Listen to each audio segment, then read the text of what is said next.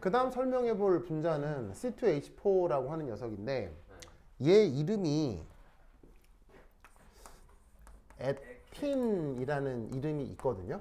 그래서 이제 공식적인 이름은 에틴인데 이것보다는 별명 같은 이름이 있어요. 에틸렌이라고 하는 이름이 있는데 이 이름을 조금 더 많이 불러요. 그래서 공식 이름은 에틴, 그 다음에 이제 별명 이름은 에틸렌이 있는데 이 에틸렌이 훨씬 더 많이 쓰이는 이름이긴 합니다. 자, 뭐가 됐건 루이스 구조를 그려서 이 녀석이 이제 구조적인 어떤 상황을 좀 설명을 좀 해보면 재밌게도 이제 탄소 두 개 사이에 뭐가 나타난다? 이중결합이 나타납니다. 아시겠죠? 그 이중결합이 나타나고 이때 탄소 주변에 어쨌건 시그마 결합은 몇 개가 있습니까? 세 개가 있기 때문에 이 탄소의 입체수는 얼마? 3. 그리고 이 녀석은 옴팡 모두 다 평면에 존재하는 평면형 분자입니다. 평면형 분자입니다. 그리고 뭐 우리가 그 평면이나 뭐 축 방향을 표현하는 관습들이 있잖아요. 보통의 관습에 의하면 평면을 우리가 보통 무슨 평면이라고 보통 얘기합니까? 평면은 보통 우리가 관습적으로 무슨 평면이라고 합니까? XY 평면이라고 하죠. 그래서 지금 이 주어져 있는 평면이 XY 평면이라고 하고 이때 여기에 있는 이 탄소하고 모든 수소들이 다 한 평면에 배치되어 있는 구조를 저 에틸렌의 구조다라고 해보자 이런 말이죠. 아시겠죠? 그러면 이때 평면 구조가 된다면 탄소를 중심으로는 한 바퀴 웽 돌아 360도가 나타나야 할 거 아니에요. 그래서 이때 각도가 어떻게 되냐면 여기도 120도 근처가 됩니다. 아시겠죠? 이게 여기도 각도가 완벽하게 똑같지는 않습니다. 왜 그러냐면 결합의 상황이 약간 달라서 그런데 탄소를 중심으로 어디는 수소랑 결합되어 있고 어디는 탄소랑 결합되어 있잖아요. 그래서 이 각도하고 이 각도가 같지는 않습니다. 같지는 않은데 실제 실험적으로 조사를 하면 매우 비슷해지는 건 맞습니다. 매우 비슷합니다. 그래서 간단한 수리적인 분석을 위해서는 이 세 개의 각도가 편의상 지금은 120도라고 해봅시다. 아시겠죠? 실제로는 약간씩 달라집니다. 그래서 여기가 조금 벌어지고 이거 조금 좁아지고 뭐 그런 효과가 있는데 뭐 여하튼 근사적으로 120도 비슷하다라고 해봅시다. 아시겠죠? 자, 그럴 때 아까 얘기했던 혼성 오비탈 구조가 이 중심 탄소에 대해서 어떻게 나타나는지 한번 생각해 볼게요. 자, 우선 재료를 골라야 되겠죠? 재료. 자, 재료는 어디서 골라요? 원자 오비탈에서 골라야 돼요. 그죠? 자, 그런데 원자 오비탈에서 고르는 재료의 개수는 누구 개수랑 같아야 됩니까? 입체수와 같아야 되죠. 그래서 어떻게 되느냐? 요만큼이 바로 재료 원자 오비탈들이 될 겁니다. 그래서 여기서도 어떻게 되느냐? 입체수가 3이므로 ES, EPX, EPY를 재료로 정해줍니다. 재료가 되는 겁니다.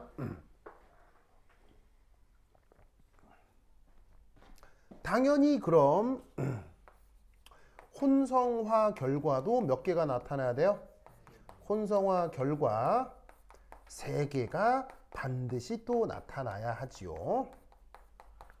그래서 그걸 각각 어떻게 표현한 거예요? H1, 2, 3로 표현한 거예요. 아시겠죠? 자, 그리고 여기서 H1, 2, 3에서 H는 뭐 줄임말이겠어요? H는 어디서 온 표현이겠어요? 하이브리다이제이션에 H 그냥 딴 거예요. 아시겠죠? 자, 그러면 이때 재료로 활용되지 않은 누구가 남아있죠? 재료로 활용되지 않은 누가 남아있냐면 EPZ가 남아있는데 요놈 EPZ는 지금 구조적으로 봤을 때 뭐가 달라지고 있어요? 원래랑 완전 동일해요. 원래랑 완전 동일한 걸 알 수 있죠.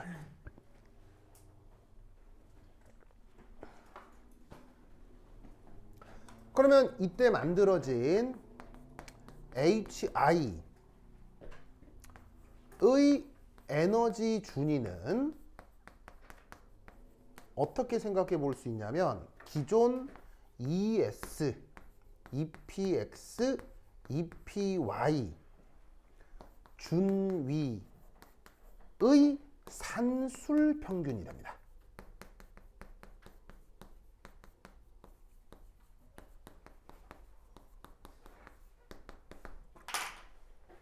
그래서 사실 어떻게 되냐면 상대적으로 안정한 S오비탈 하나에 상대적으로 불리한 P오비탈 두 개를 사용한 거잖아요. 그러면 요 놈하고 요 놈을 산술 평균을 한다. 그러면 조금 뭐 약간 스트릭트하게 계산하면 여기서부터 여기 B가 1대2가 되도록 에너지 준위가 딱 결정되는 거예요. 아시겠죠? 아시겠죠? 그리고 이때 편의상 HI끼리 에너지가 비슷하다고 가정해 보도록 하겠습니다. 에너지 준위가 비슷하다라고 가정해 보도록 하겠습니다. 실제로는 약간 차이 날 수 있습니다. 왜?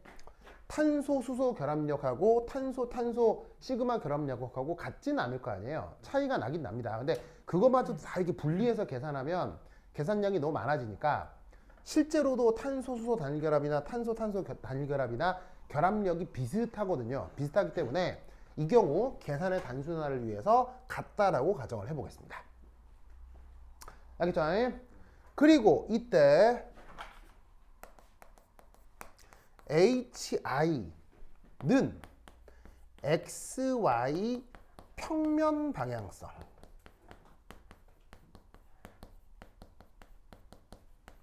요것이 나타날 것입니다.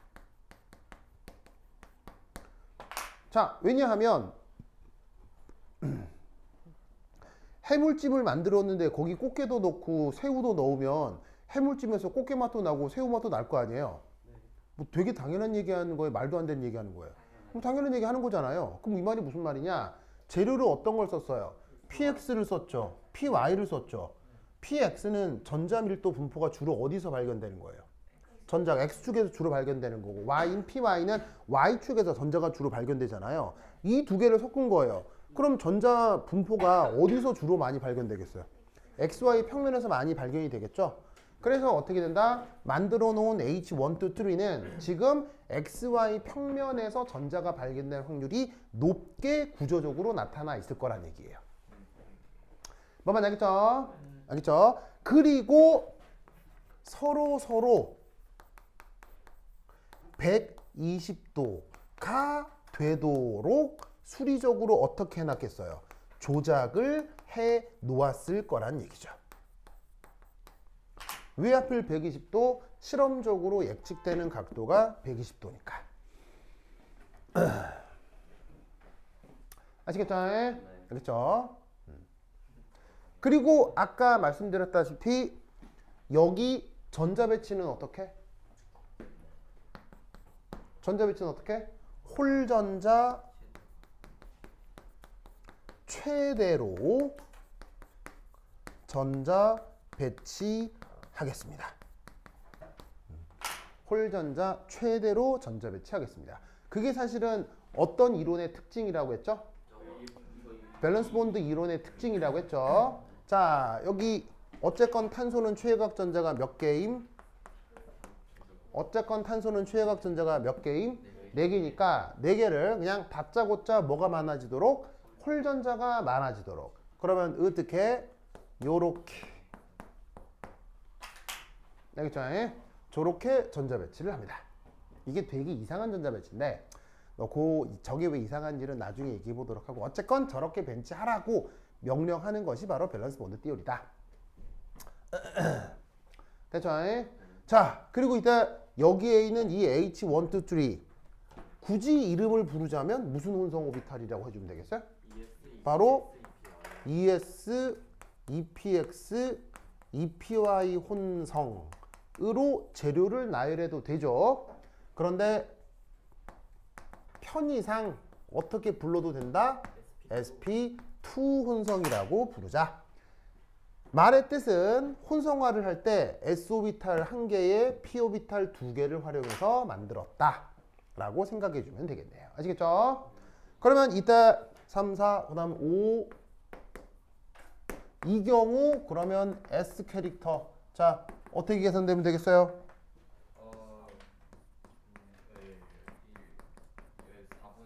어떻게 주면 되겠어요? 1 더하기 2분의 1 알겠죠? 혼성화가 3개 만들어졌는데 그 각각에다가 S오비탈을 골고루 균등하게 분배를 해야 될 거 아니에요. 그래서 S오비탈이 각각 얼마씩 들어가 있겠어? 3분의 1개씩 들어가 있을 거란 말이에요. 아시겠죠? 그래서 이런 경우 S 캐릭터는 33%다. 저 그럼 설명을 한다 이런 말이에요. 무슨 말 알겠죠? 그렇죠?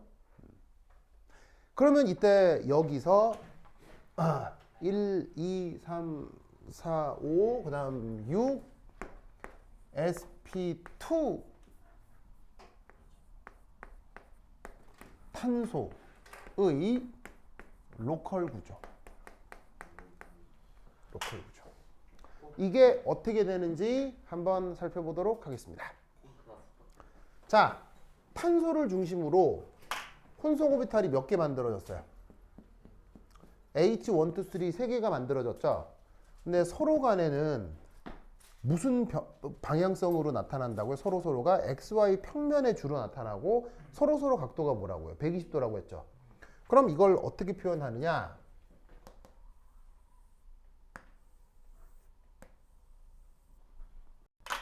이렇게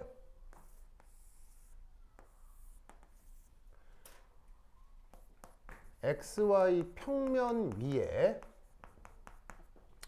서로의 각도가 뭐가 되도록? 120도가 되도록 세로의 혼성 오비탈 H1, H2, H3가 만들어져 있는 거예요. 아시겠죠? 그런데 그 XY 평면에 여전히 수직하게 남아있는 오비탈이 누가 있어요? 여전히 수직하게 남아있는 오비탈이 EPZ 오비탈이 있잖아요. 그럼 이 EPZ 오비탈이 XY 평면에 대해서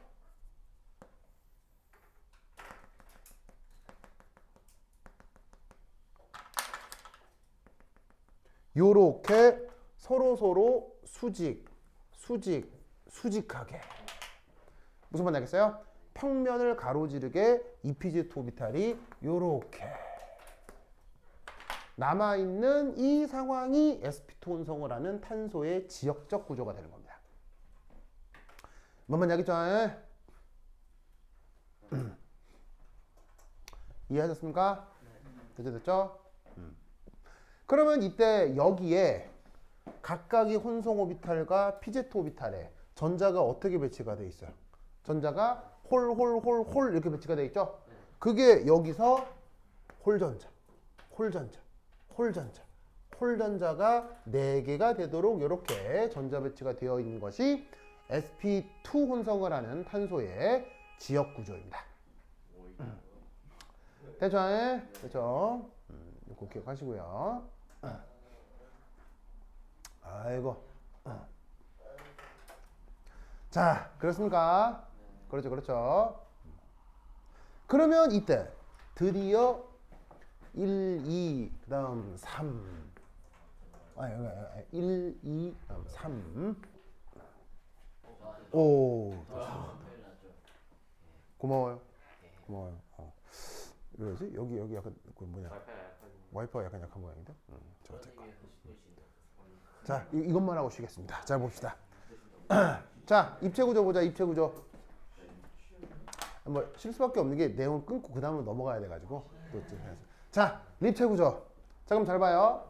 이 탄소가 sp2 혼성을 하고 있죠. 그런데 이 상황은 이 탄소의 상황은 여기서 그렇다는 거예요. 무슨 말인지 알겠어요? 그런데 이 탄소하고 또 옆에 있는 이 탄소는 서로 상황이 달라요. 서로 완벽하게 또 동등해요. 완벽하게 동등하니까 얘가 sp2 혼성이라면 얘도 sp2 혼성인 거지. 즉 저기에 그려놓은 sp2 혼성 두 개를 같이 그리라 이런 말이에요. 무슨 말인지 알겠어요? 그러면 제가 구조적으로 어떻게 될 거냐? 이렇게 된다.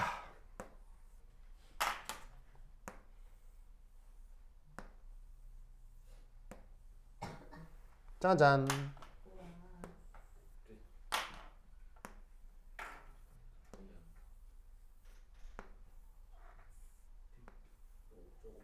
짜잔. 하는 애들이 전체적으로 XY 평면에 두 탄소가 공존하는 거예요. 자, 파란색으로 그린 게 뭐겠어요? 파란색으로 그린 게. 파란색으로 그린 게 앞서의 H1, 2, 3 혼성 오비탈인 거예요. 아시겠어요? 그런 탄소를 지금 몇 개 그린 거예요? 그런 탄소를 두 개를 그린 거라고요. 알겠죠? 그리고 각 탄소마다 뭐가 여전히 남아 있어야 돼요? 평면을 관통하는 PZ 오비탈이 여전히 하나씩 남아 있어야 되겠죠.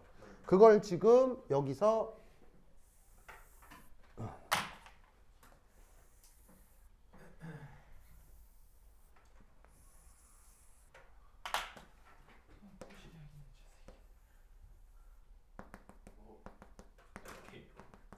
요렇게 그 다음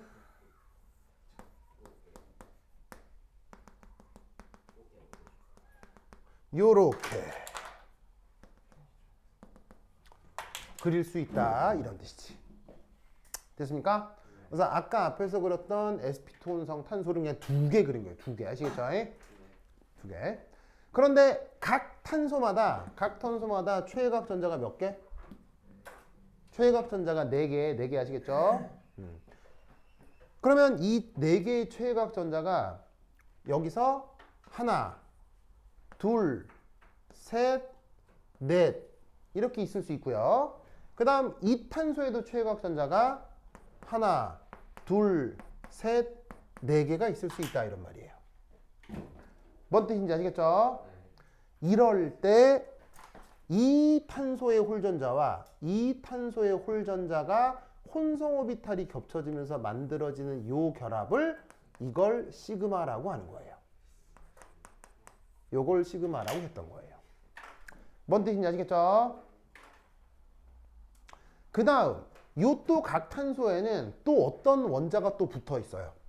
각 탄소에는 또 어떤 원자가 붙어 있어요. 수소가 붙어 있죠. 그러면 수소는 또 원래 그 녀석의 최외가 오비탈이 누구예요? 1s 오비탈이죠. 그 1s 오비탈에도 이 수소에 무슨 전자, 홀전자가 몇 개가 있어요? 하나가 있잖아. 그러면 요 홀전자하고 요 홀전자 사이에 또 뭐가 나타나겠어요? 시그마 결합이 나타나겠죠? 그래서 우리가 탄소 사이의 시그마 결합, 탄소 사이의 시그마 결합이 입체 구조 속에서 혹은 혼성 오비탈을 이용해서 요런 꼴로 표현이 되는 거다 이런 말이에요. 무슨 말 알겠죠? 그러면 이때 조금 밑에 낮추어 그리면 요 탄소의 EPZ에 있었던 홀전자, 이 탄소의 EPZ에 있었던 요 홀전자 사이에 뭐가 나타날 수 있다? 또 다른 공유결합이 나타날 수 있다면 얘를 뭐라고 부를 수 있다? 이게 파이결합입니다. 알겠죠? 그래서 여기 탄소 사이가 이중결합으로 표현되고 있죠. 그 이중결합으로 표현되고 있는 그 두 개의 결합이 동등한 게 아니라 하나는 그 XY 평면상에서 혼성 오비탈과 혼성 오비탈로 공유결합이 하나가 나타나고 나머지 하나는 혼성화되어 있지 않은 EPZ 오비탈 사이의 상호작용으로 또 하나의 공유결합이 나타날 수 있는데 그걸 파이결합이라고 한다 이런 말이에요. 무슨 말 알겠죠? 이 논리를 꼭꼭 기억해 두시기 바랍니다. 오케이, 됐다. 자, 쓰세요.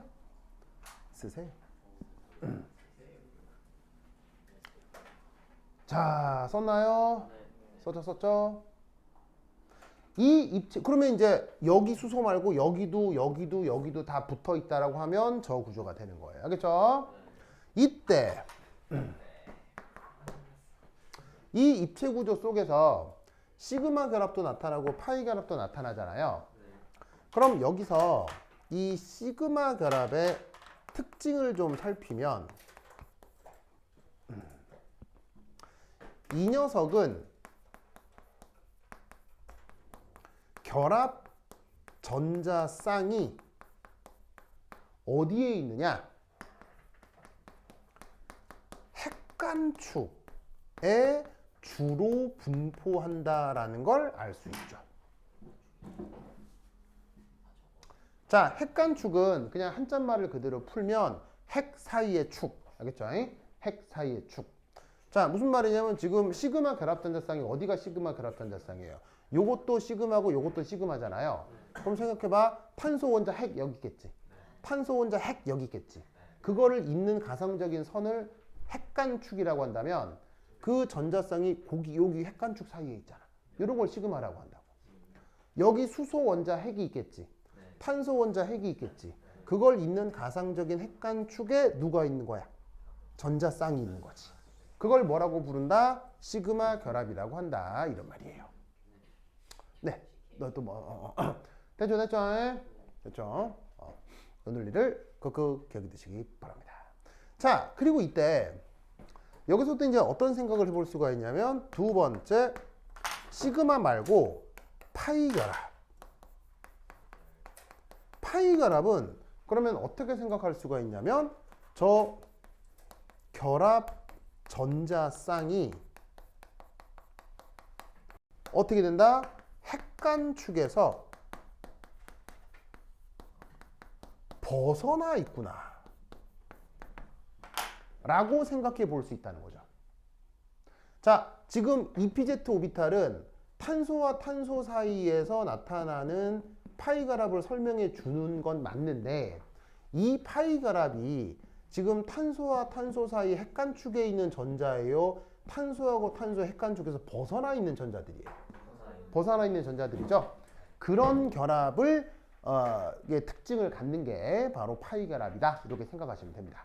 물론 얘는 이런 식의 구분은 아주 피상적인 구분이고 조금 더 자세히는 나중에 분자기도 함수를 설명하면서 조금 더 수리적인 상황을 조금 더 자세히 설명하도록 하겠습니다. 우선은 시그마하고 파이가 이렇게 구분된다. 뭔가 알겠죠? 알겠죠? 이 논리를 꼭 기억해 두시기 바랍니다. 자, 쓰세요. 자, 쓰세요. 오, 뭐예요? 쓰세요.